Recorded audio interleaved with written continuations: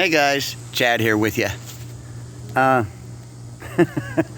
really don't understand these resurrection ferns because, like, just the day before yesterday, they was lush and green again, and now look at them.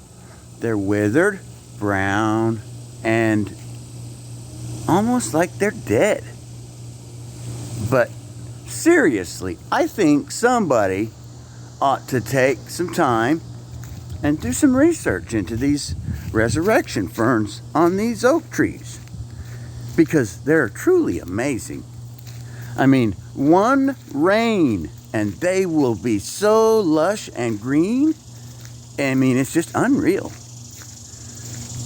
But look at them. They're brown. They look dead. I mean, look at them. Sad.